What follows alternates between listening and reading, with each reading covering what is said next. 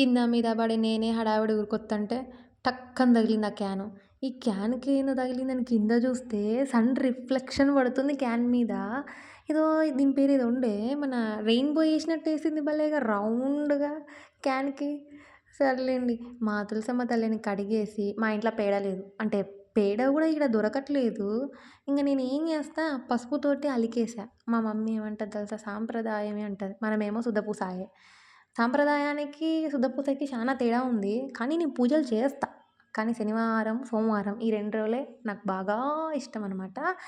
నువ్వుల నూనె ఇది మా నాన్న 4 ప్యాకెట్స్ తీసుకొస్తారు. రూ. 1000 మా మమ్మీ నువ్వుల నూనె మాత్రమే పెట్టుతది. రూ. 1000 కాస్ట్ అంటే మీరక్క ఎంత రిచ్ అనుకోకండి. మా మమ్మీ దేవుడి విషయంలో రిచ్ అనమాట. మిగతా విషయాలలో చాలా అంతే కొంచెం జాగ్రత్తగా ఆచితూచి ఖర్చు పెట్టిద్దనమాట.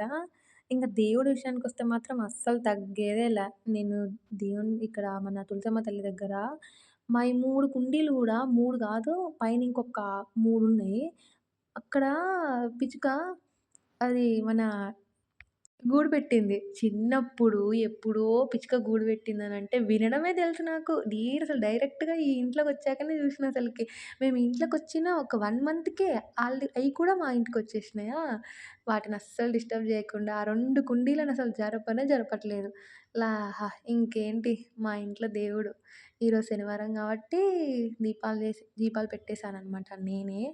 ఇంకా ప్రసాదాలు గూడా చూపిచ్చేసాను. మా మమ్మీకి ఈ దేవుని గుడంటే చాలా ఇష్టం. మినిమమ్ ఒక 1 అవర్ కూసొని చదువుకుంటది తెలుసా? మీరు నమ్ముతారో నమ్మరో గానీ 1 అవర్ ఏకధాటిగా పూజ చేస్తది మా మమ్మీ. టాటా.